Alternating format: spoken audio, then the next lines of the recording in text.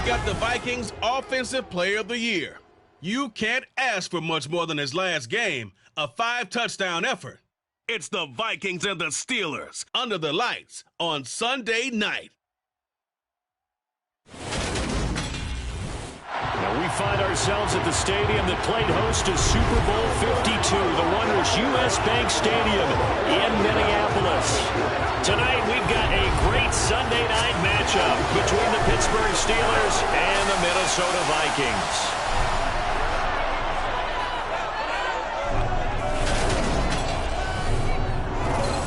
With Charles Davis, as always, I'm Brandon Gaudin. And Charles, you talked about storylines in this one. I think it begins and ends with our two quarterbacks, certainly two of the best in the business. And nowadays, I don't think you can get by for long periods of time without a top-flight quarterback. The way the game is played, with all the responsibility he has and how the game flows through him, if he's not on the top of his game, your team's not going to benefit at all.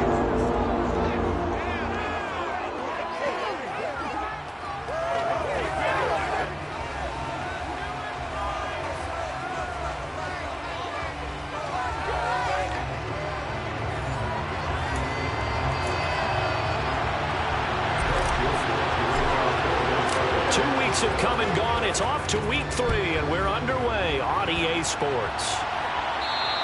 And they will not get a chance to return this one as it's through the end zone for a touchback. So out come the Steelers now for their first drive. And they will be led out by a man in his sophomore campaign as the quarterback. And I thought it was a really nice performance last week by him. 3 touchdown passes. I think that signifies exactly what he was getting done. He did have the 1 interception. But that's the ratio you say you're okay with, right? If you go 3-to-1, you're going to be pretty happy over the course of the season. And let's face it, he'll never blame the receiver publicly. But behind closed doors, he probably told his agent, hey, what's the deal? I should have had a perfect game.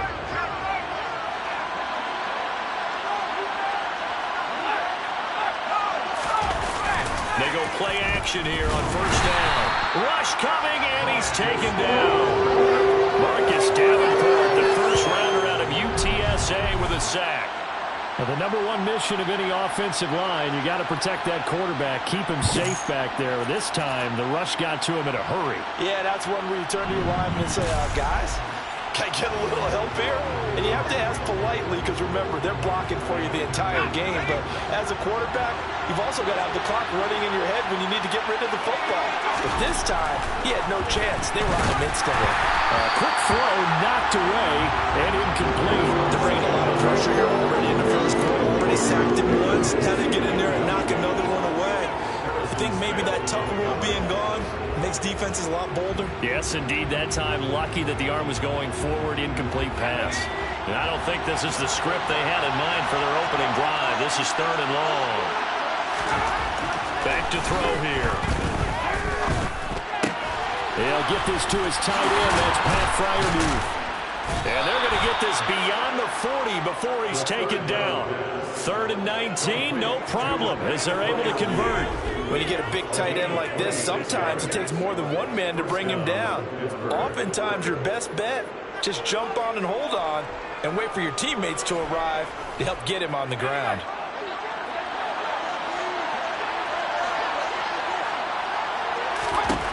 On first down, he'll drop to throw. Here's Freiermuth again.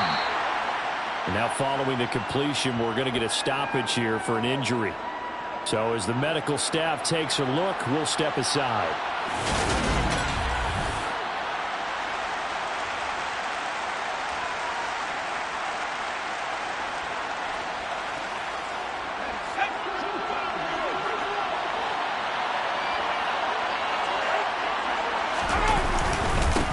And they'll run for the first time with Najee Harris. And a nice move will yield nothing as he's stopped behind the line. Now they're staring at a 3rd and 8. That last play backwards a yard. This defense is a difficult one to prepare for, one of the best in the league. They'll come at you from all angles, and they did a nice job there stopping him for a loss.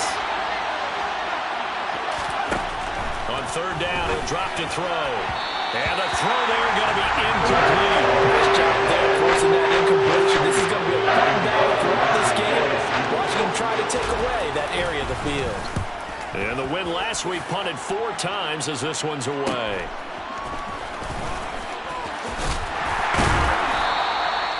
It's a 43-yard punt, a return of 5. And it will be Vikings ball, 1st and 10. So out comes this offense to take over for the first time. And a glance here at their shifty mobile signal caller. And he's off to a fantastic start to the season. Already 8 touchdown passes in just his first 2 weeks of the year. Now, I don't think that's a pace he's going to be able to sustain, but at the very least, he's got this offense humming here to start things out.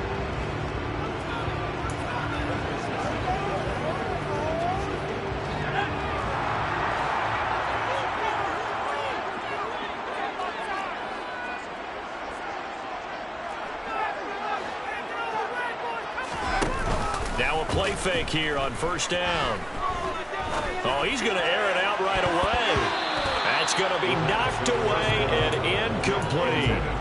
One thing that you're going to see from this offense is that they love the matchup with their wide receivers against this secondary. That one wasn't successful, but don't expect them to back away from attacking all game long. And he'll get this up to the 30-yard line. They get 14 there. 1st down, Vikings. Usually we see runs like this as the defense breaks down later in the game, but this guy is setting the tone early, running through all types of tackles and putting the defense back on its heels. Now, meanwhile, a pass that should have been intercepted, but it winds up falling incomplete. The Vikings sit 2-0 here to begin the season, and they come in feeling pretty good after back-to-back victories, CD.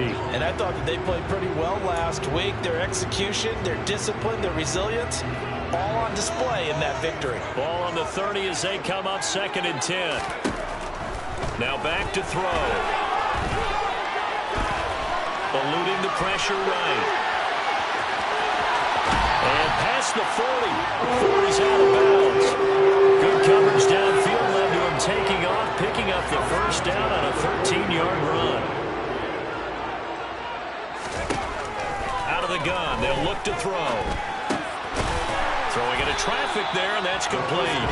And they'll get him down on the other side of midfield.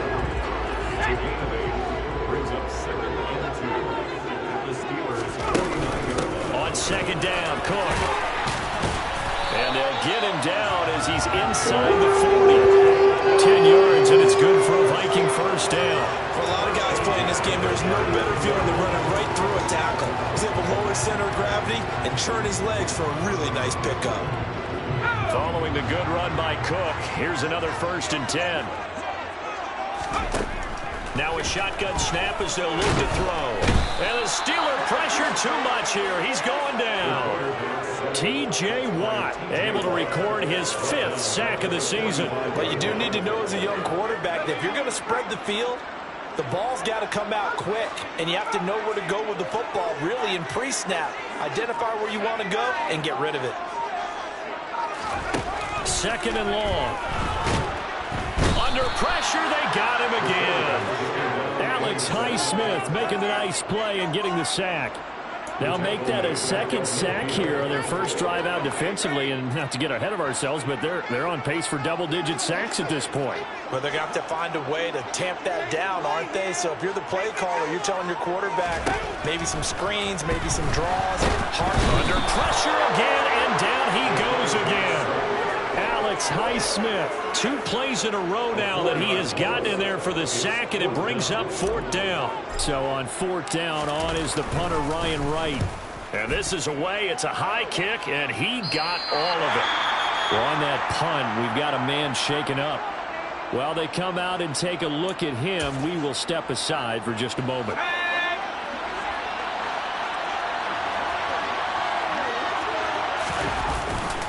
They turn to Harris to begin the drive. And he is going to be stopped cold behind the line of scrimmage. A loss of a full 3 yards, and now it's 2nd down. An interesting and intriguing decision there defensively because they kept extra DBs on the field despite seeing the multiple tight end look that came out for the offense. I thought they were going to switch out of it. I didn't know if they felt they didn't have time or what the case was. Well, in any event, the extra speed allowed for great penetration as they stuffed that one behind the line of scrimmage. Trying to get one more in here before the quarter breaks. Now a 1st down carry for Harris. And he'll manage to pick up about 4 at 2nd down. A look at the numbers for Harris in last week's game. 18 carries, 73 yards. They've won 2 straight games, and they've done it with the running game as the focal point of their offense. So in this contest, I don't think about doing anything else. Steeler football here to begin quarter number 2. Following the pickup of 4, here's 2nd and 6. Again, it's Harris on 2nd down. And he still has yet to get on track in this first half as they're going to stop him behind the line. They lost 4 there, and it's 3rd down. With his size, he's a tough man to bring down, but they do a nice job there stopping his progress and not allowing him to get back to the line of scrimmage.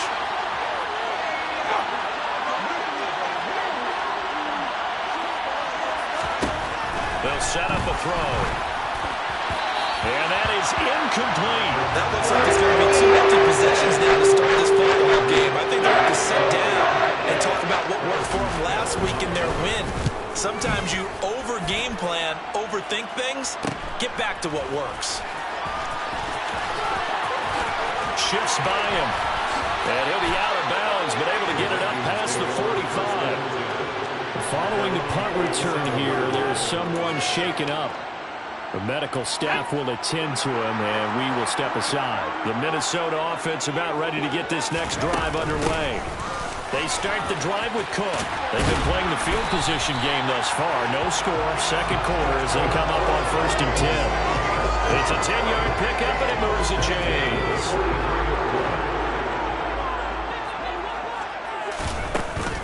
They run again on 1st down. Cook. Officially no gain on the play, and it's 2nd down.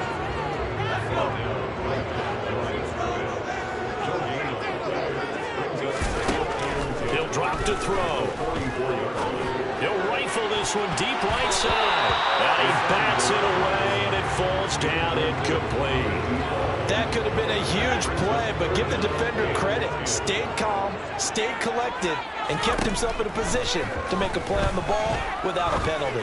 He's going to let this go. Back of the end zone. He's got his man. It's taken in for the Viking touchdown.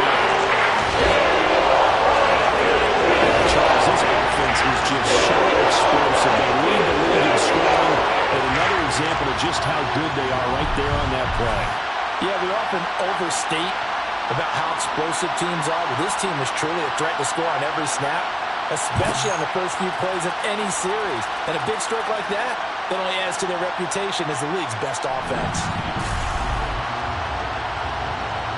Greg Joseph on for the extra point. He hasn't missed an extra point all season, and he won't miss this one either. And it's 7-0. Just a 4-play drive that time.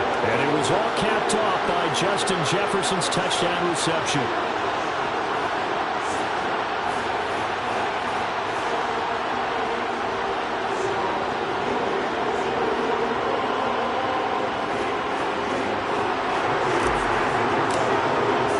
Now Joseph tees it up to kick off following the touchdown.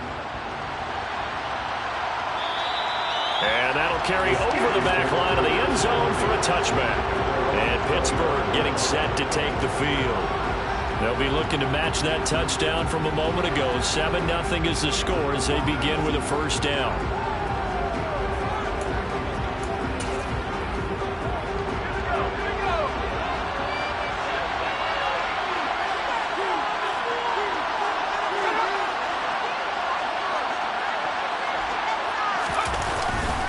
They'll start on the ground with Harris. Oh, he's got some breathing room. And all the way down to the 24-yard line. 47 yards rushing for him now, and he's carried the ball just 5 times. So barely time to catch our breath. Here's 1st and 10 just outside the red zone.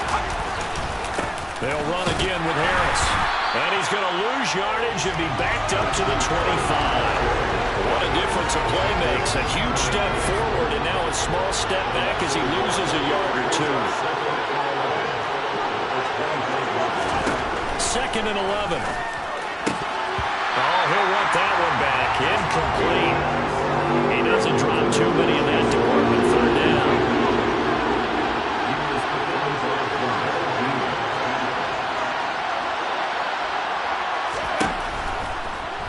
the blitz as they look to throw.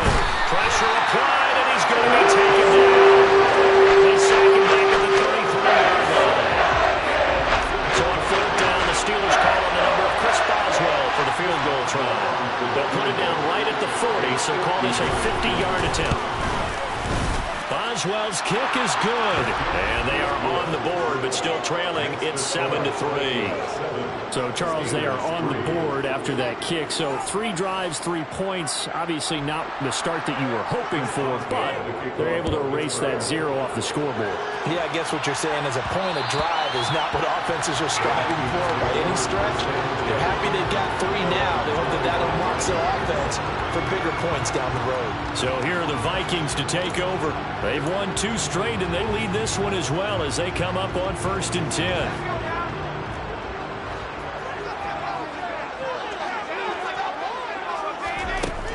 They'll try and start this drive in the air. Oh, this one incomplete. The pressure got to him as he released it. And it's 2nd down. I think he's got to be careful not to force anything into coverage right there. There weren't really any throwing lanes. But the best part for him, he's got 2nd and 3rd down to fall back on. Following the incomplete pass, here they go again. 2nd and 10 from the 25. And the Steeler pressure too much here. He's going to go down. Alex Highsmith in there to get him yet again. That is his 3rd sack tonight. They can't figure him out. 2 minutes to play in this first half. 7-3 our score. So it's 3rd and long, and defensively not a real surprise. They're in the dime. They'll set up to throw. Oh, he's got a man wide open, complete. Now the Steelers use the first of their 3 timeouts. So as they take it over, we step aside.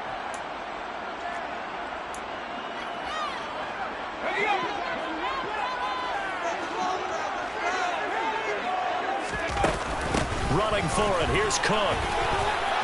And this will be a Vikings first down as he's got this up to the 40-yard line. Now the offense going to use the first of their timeouts as they'll head to the sideline and talk over what to do next. The 4th down run successful. Now they look to pay it off on 1st down. Pressure comes and down he goes. Now another timeout called for by the offense as they'll talk things over prior to this upcoming 2nd down play. He'll look to throw. Oh, that'll be incomplete. Well, he took a shot as he let that go. And it's going to bring up a 3rd down. A partner guaranteed they approach this play with the idea of making up ground to make 3rd down manageable. Unfortunately, with that incompletion, right back where they started on the last snap. Now they need a big 3rd down play in order to pick up the yardage needed. And now the 3rd down throw incomplete as well. And here's Ryan Wright now as he'll punt it away for the 2nd time. And he gets it away, and it's a laser headed for the sidelines. So out of bounds on the punt, and the spot will be, the side judge says, right at the 35-yard line here. So good field position for the Steelers as they come up 1st and 10 at their 35-yard line. They'll come out throwing here to start the drive. He's got his tight end Freiermuth right side. He'll be dropped shy of the 40 despite powering through the tackle. Now left side, a completion to his tight end. And they bring him to the ground just shy of midfield. Now the Steelers use the 2nd of their 3 timeouts as they'll stop it with just over a minute to go before halftime. They really love to get him into one-on-one opportunities, and this is one way, work him out of the slot and create a mismatch. Who's going to cover him? Corner, safety, linebacker? He's got a way to beat all of those positions. They'll look to throw now on 1st down. This is Chase Claypool on the receiving end. And he takes this one down almost all the way to the 30. Chewing up big yardage. Another nice game there. This one goes for 20. This offense finding its legs now. Here's another 1st and 10. Again, he'll drop the throw. That's complete to his tight end, Freiermuth. He'll be dropped at the 25 after a gain of 6. Now a timeout signaled for, and they'll get it with 10 seconds to go before halftime. I know the halftime's approaching, but I don't think he's going to want to take a break. That's his fifth catch. Yeah, they've really been targeting the tight end. Boswell's kick is good, and they'll get it back within a point at 7-6. So, yes, they'll still be down going into intermission, but the deficit is now made even smaller, very manageable. Yeah, and if nothing haywire happens here in his last couple of precious seconds, they will go into the locker room with nice bounce in their step, having gotten a little bit closer on the scoreboard.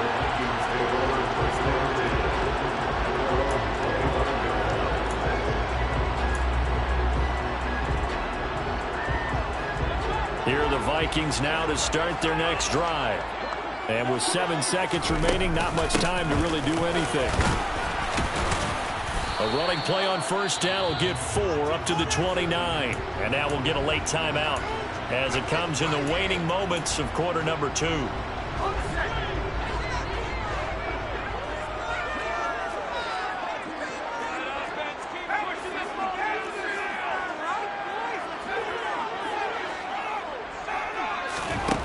They'll throw now on the final play. They're going for Jefferson downfield. And it's knocked away and incomplete. So a very tight first half. We had to break in a 1-point game. As we'll head down to our left. And we will skip the highlight show this week. Get right back to this Week 3 matchup. And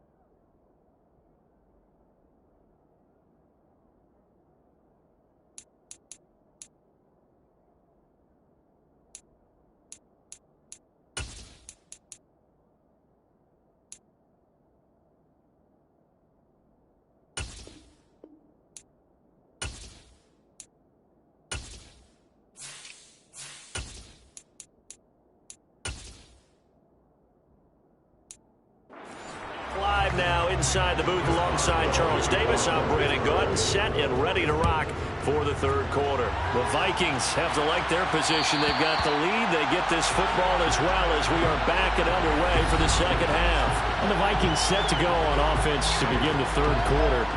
And they've got the lead. CD, what do you think the message was at halftime? I don't think the message was too drastic, I think, at the half, or that they need to change things too much. I do think the offensive line could play a little bit better. I think they'll try and help them out more. They'll probably keep a tight end in a few more times and maybe add a running back to the formation and pick up those pass rushers, because they probably will have a few too many sacks for comfort in the first half. Now here's a pass on first down that's knocked away and incomplete. So following the incompletion, here's 2nd and 10 from the 25. Throwing there, but this pass is going to wind up incomplete. So back-to-back incompletions, and that has them staring at a 3rd and 10. They'll look to throw.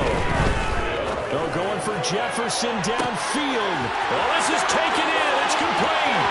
Touchdown, Vikings. Justin Jefferson. His 2nd touchdown of the game was 48. The Vikings come right out of the locker room and score in the third quarter. Joseph connects on the extra point, and the lead is up to 8. So a 75-yard scoring drive on just 3 plays. And it was all capped off by Justin Jefferson's touchdown reception. And this will not be returnable. It's out of the back of the end zone for a touchback. Time for the Steelers offense now to get set for their first possession of half number 2.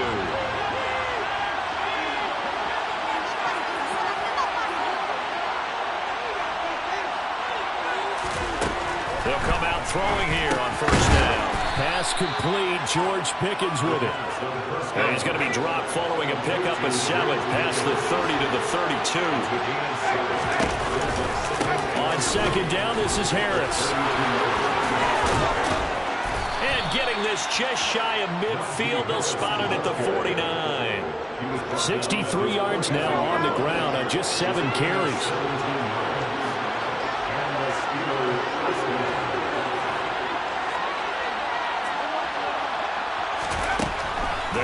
throw here on first down. And his throw is incomplete. That pass just a little bit off. It looked like maybe he tried to force it in there. Game speed, always different, no matter what you do in practice. You can't simulate it, right? So your decision-making, everything has to be a little bit quicker. Sometimes it can throw you off until you adjust. That ball caught by the former Toledo Rocket, Deontay Johnson. They get 7 out of that, so they're left with a 3rd and 3. He decided to run a hitch route. It really helped have a guy who can turn it loose. And, boy, he rifled one in there on that one. Not much run after catch, but it worked really well. On 3rd and short, they'll try and pick it up through the air. And they're going to get this down to about the 37. And that one was a lot of fun right there because that was the game within the game. 3rd and short, blitz was on. What's the key for the quarterback? Get out of your hands in a hurry. And that was a quick little completion. Got the job done for a first down. Throwing on first down, but this one winds up to be incomplete. Harris running straight ahead. And nothing doing. He's immediately taken down at the line of scrimmage. And here comes the 8th play of the drive, and they need a full 10 yards on 3rd down. They'll drop to throw. Open man, that's the tight end Freiermuth. And this is going to turn into another first down as the tackle is made at the Vikings 18. A 3rd down gain of 19. So from inside the 20, here's 1st and 10 at the 18. From the red zone now, they'll look to throw. And here's Freiermuth again. And in for the Steelers touchdown. Pat Freiermuth. His 2nd touchdown on the season. And the Steelers have come back to make it a 2-point game. Now Mike Tomlin says, let's go ahead and go for 2.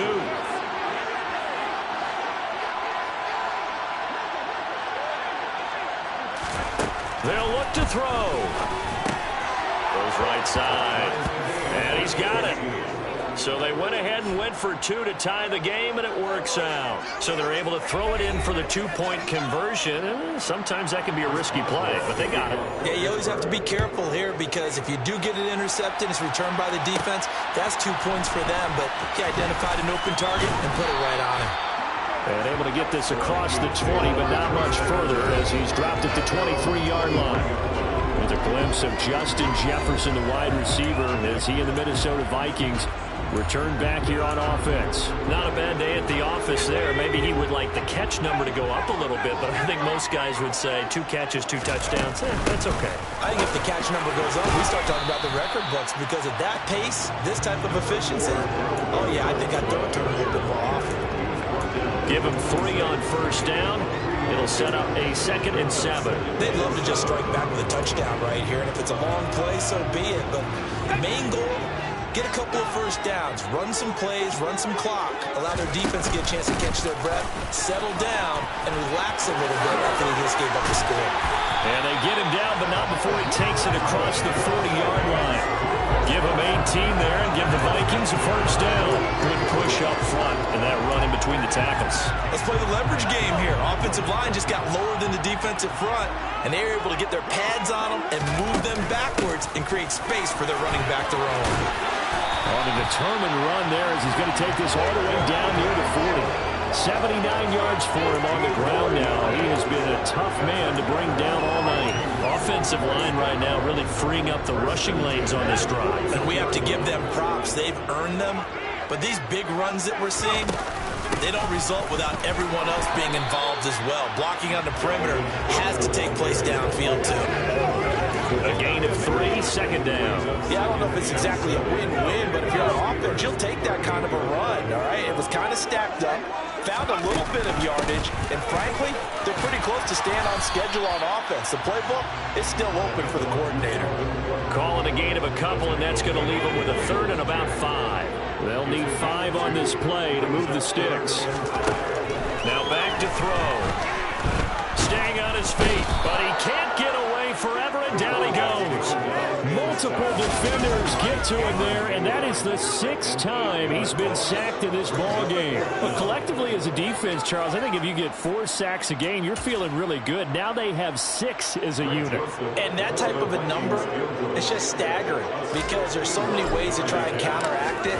But in this case, they've got no answers for this unrelenting pressure coming at their quarterback. Charles, the NFL record is 66 yards. That was 5 shy of that. Only a handful of guys have ever connected from 61 or deeper. He can add his name to the list. More and more guys are trying it. That doesn't mean the success rate has gone up. That is a long kick. Guaranteed, when he turns on his phone after the game, a ton of congratulatory texts will be awaiting him. The Steeler offense here about ready for their next drive. The football changing hands here as this offense takes the field. Charles, they'd be fine with more of the same on this upcoming drive. Last time out, they found the end zone for 6. And they're certainly hoping for more of the same, but the game plan, I doubt it'll just be a carbon copy of the last drive because I think this offense is ready to break out some new wrinkles and try some new things that might be hidden in their playbook. They want to use that confidence to its advantage while also keeping the defense from anticipating. And we return, welcoming you back to Minneapolis. Ball on the 30. They'll come up with a 2nd and 5.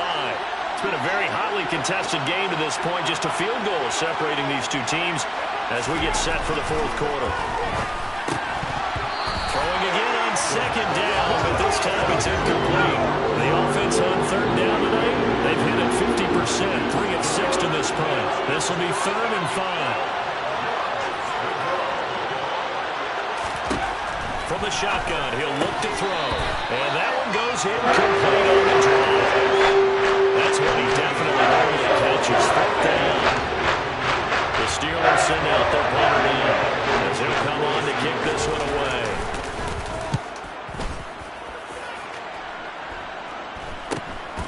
It's taken to the 26. Now it appears we have a Steeler here slow to get up. Well, now they're going to come out and take a look at this injury, and we'll be back in a moment. Here's Cook as they begin on the ground, and he'll get this to the 32. So 4th quarter, a nice run there to start this drive. Charles, what do you think the split will be here between run and pass? Well, partner, I think it'll lean towards the run, but this is also not a time where you just totally do that. You still have to possess the ball, move the sticks, and keep the clock moving as well. So they'll run their offense. But, yeah, when they have a chance to run it, they'll do that a little bit more. 7 yards there and a 1st down. And carries like that, that's how they're going to continue to salt this thing away here, Charles, in the 4th quarter. Yeah, how about that? A new set of downs. Clock continues to move. No better way to close out a game than to tap those mastodons you have up front and say, guys, keep pounding them. Let's keep the ball, keep their offense on the sidelines, and let's close this one out. 1st down, here's the run with Cook. He'll take it past the 40 to the 41, 2nd down. Offense looked a little bit discouraged after that play, shaking their heads a bit, looking at each other. I think they thought they'd get a lot more out of that call. Sometimes you do get the running lane you want. And other times, the defensive front, they just break up the play before it can get going. The last run got a couple. Here's 2nd and 8.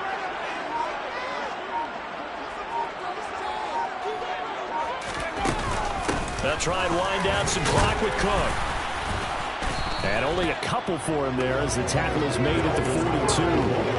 That gives him 98 yards in this game, and he's got to feel pretty good about that, but the entire offense does. The big thing, though, Brandon, they've got to get to 100, though. You think he knows he's at 98? I think someone has told him by now, and here's the thing. Getting to 100 or more is tangible evidence that you've had a nice day running the football, and that's what his offensive line wants for him and for themselves. He completes it to Julio Jones.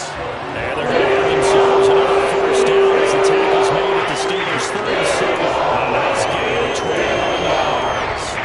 Big hook up there, forced to throw on 3rd down. The connection's going to keep the drive alive and also keep the clock moving. Yeah, and from a defensive perspective, didn't get a sack, didn't knock the ball free, didn't break up the pass. The clock keeps running on you. You're in a dire situation now. They run with Cook. He's been busy tonight. And they'll get this one down to about the 20-yard line. 115 yards on the ground for him now as he's gotten better, really, as the night's gone on. 3 points separating these two sides with 2 minutes left to go in the fourth. Not totally home free yet, but it's looking good as they come up 1st and 10. Here's a play fake as they set up to throw.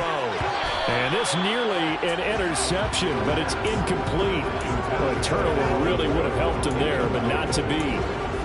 Really good coverage all over the field and took away his intended read and almost dared him to try for his guy out of the backfield.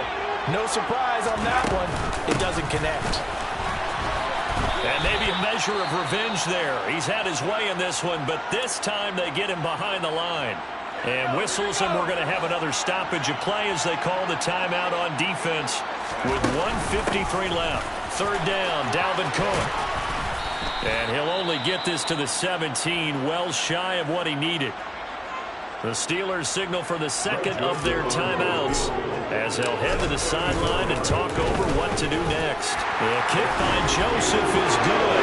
And they stretch the lead to 6. It's 20-14. So they get the 3, but you wonder now, is that going to be enough? Excellent question, because when you look at the smiles on that side of the field, they're a little tight, aren't they? If they had scored a touchdown there, those would be big half-moon grins right now because they'd feel a whole lot better about their position. And a touchdown in the other direction, all of a sudden they're down. So now the Steelers down by 6. And time, a huge factor. Their perfect start to the season in jeopardy unless they can score here as they've got it 1st and 10. He's got Pickens, complete. And he gets this one just shy of the 40. They'll mark him down at the 39. He's got this to Pickens. And he'll have it past midfield almost to the 40 before being taken down. And that's going to be incomplete. Too tough to hold on to that one. It's 2nd down. After the incomplete pass, here now is 2nd and 10. Back to throw. And that'll fall incomplete. He was hit just as he let that go. And now it's 3rd down. Back to throw.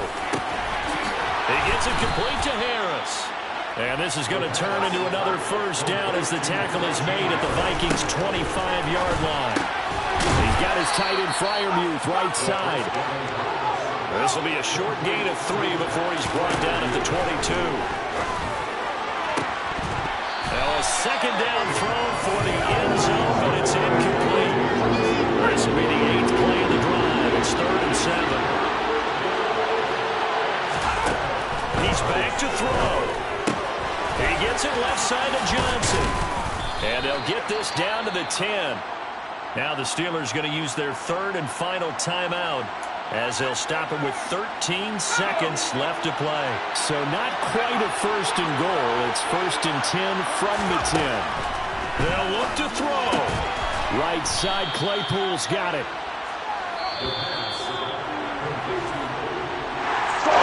What a finish to this one. I mean, this offense, they had it down there inside the red zone, but ultimately couldn't execute that final snap to find the end zone. Yeah, they're going to walk away from this one, and you know it's going to go through their heads the entire time until they get the play again. They're going to have that final snap to do it one more time, maybe with a different play call.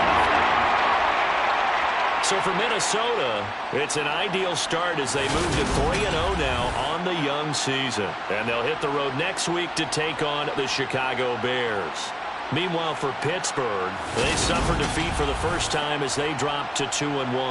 And they'll be back home next week as they're set to take on the Cincinnati Bengals.